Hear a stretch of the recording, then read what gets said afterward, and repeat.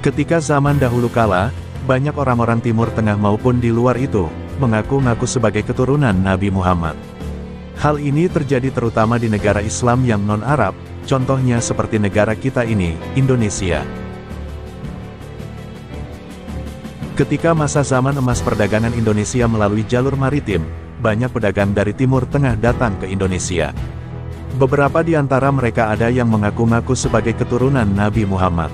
Tingkat informasi dan pengetahuan masyarakat yang terbatas kala itu, mengakibatkan masyarakat mudah percaya pada bualan orang-orang yang tidak bertanggung jawab tersebut.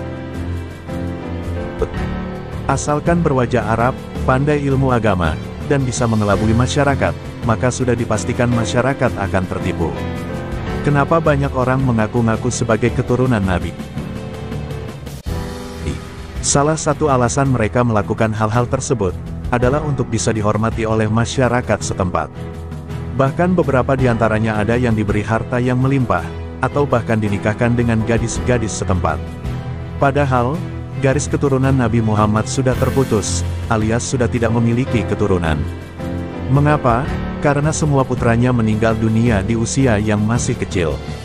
Seperti yang kita tahu, garis keturunan hanya diwariskan dari laki-laki. Nabi Muhammad mendapatkan putra pertamanya dari Khadijah yang diberi nama Qasim. Qasim meninggal saat berusia 2 tahun. Putra keduanya juga didapatkan dari Khadijah, yaitu Abdullah. Abdullah juga meninggal saat masih kecil. Nabi Muhammad mendapatkan putra yang diberi nama Ibrahim dari Maria Alkitiyah. Namun Ibrahim juga menyusul Qasim di usia kurang dari 2 tahun. Anak-anak Nabi Muhammad yang berhasil hidup sampai usia dewasa, keseluruhannya berjenis kelamin perempuan, yaitu Zainab, Ruqayyah, Ummi Kulsum, dan Fatimah. Apakah mereka menikah dan punya anak laki-laki? Ada. Putra mereka, yang tak lain adalah cucu-cucu dari Nabi Muhammad tersebut, juga hampir keseluruhan meninggal dunia di waktu balita, anak-anak, dan masih muda. Yang masih hidup pun, tidak ada dukungan sumber sejarah lengkap tentang sosok dan kehidupan anak-anak keturunannya. Seperti yang kita tahu, sejarah hanya menyoroti masalah politik Hasan dan berbagai konflik berdarah di zaman pasca meninggalnya Nabi Muhammad. Fenomena klaim-mengklaim tanpa dasar, sudah jadi pola umum para penggemar habaib. Mereka pikir, jadi keturunan Nabi menjamin martabat tinggi dunia akhirat. Padahal tidak sama sekali, seperti dikabarkan Tuhan dalam surat Al-Baqarah ayat 124. Dan ketika Ibrahim diuji Tuhannya dengan beberapa kalimat, lalu dia melaksanakannya dengan sempurna. Dia berfirman, sesungguhnya aku menjadikan engkau sebagai pemimpin bagi seluruh manusia. Dia berkata, dan dari anak cucuku. Allah berfirman, janjiku tidak berlaku bagi orang-orang zalim. Nabi Ibrahim yang meminta langsung pada Tuhan, untuk mengistimewakan anak cucunya saja ditolak setengah mentah oleh Tuhan. Secara implisit, Tuhan hendak berkata, bahwa keturunanmu juga bisa ada yang zalim. Sementara itu, Nabi Muhammad juga tidak meminta keistimewaan untuk anak cucunya. Jadi, kalau ada yang mengklaim keturunan Nabi, benar enggak sih? Apakah sudah tes DNA? Mereka hanya menghubung-hubungkan saja secara budaya, tidak ada validasi DNA, atau penelitian ilmiah dan sebagainya. Dan budaya Arab, sebenarnya patrilineal. Jadi tidak tepat, jika memaksakan diri menghubung-hubungkan dengan Fatimah binti Muhammad. Sekalipun memang misalnya ada keturunan Nabi Muhammad dari Fatimah, tapi jika budaya Arab adalah patrilineal, maka secara tradisi akan mewarisi jalur dari Ali bin Abi Thalib. Herannya, mengapa ini terus dan tetap dihubung-hubungkan ke Nabi Muhammad?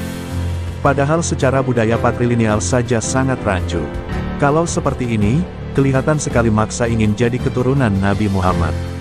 Kecuali Ali tidak punya atau lahir tanpa ayah, barulah bisa dibelokkan ke Fatimah. Mengingat banyaknya Habib palsu, semestinya tetap dites DNA, daripada tidak sama sekali. Para peneliti, baru-baru ini memiliki cara lain dalam memetakan DNA Nabi Muhammad. Caranya yaitu dengan memetakan Y-DNA short tandem repeats, dari keturunan Nabi Muhammad yang berada di zaman sekarang, untuk melihat mundur ke belakang. Y-DNA hanya terdapat di laki-laki saja. DNA dari para Habib, dikumpulkan dari seluruh dunia dan dilihat kesamaannya. Setelah itu, Data DNA tersebut dicocokkan satu sama lain, sehingga nanti menjadi template tunggal untuk menentukan keaslian keturunan Nabi Muhammad. Dari data ini, saya tidak menemukan ada Habib dari Indonesia yang ikut tes DNA. Kelemahan dari teknik ini, adalah tidak bisa memetakan secara langsung DNA Nabi Muhammad. Pemetaan mundur ini hanya bisa dilakukan dengan melihat Y-DNA, atau DNA dari nenek moyang laki-laki. Nabi Muhammad tidak memiliki anak laki-laki, tapi beliau memiliki cucu laki-laki, sehingga DNA yang dipetakan akan mirip dengan cucu beliau, bukan dengan DNA beliau. Kemarin-kemarin, juga pernah ada kehebohan tentang hasil tes DNA Najwa Shihab, yang jelas-jelas keturunan Habib. Tapi pas dites DNA, ternyata DNA Arabnya di bawah 10%, malah lebih banyak DNA Kaukasus. Sebagai penutup, setiap pandangan akan selalu menghasilkan dua kubu, setuju dan tidak setuju. Tidak apa berbeda asalkan kita tidak saling membenci. Kita harus saling menghormati dan menghargai, bukan hanya keturunan Nabi melainkan semua orang. Siapapun itu.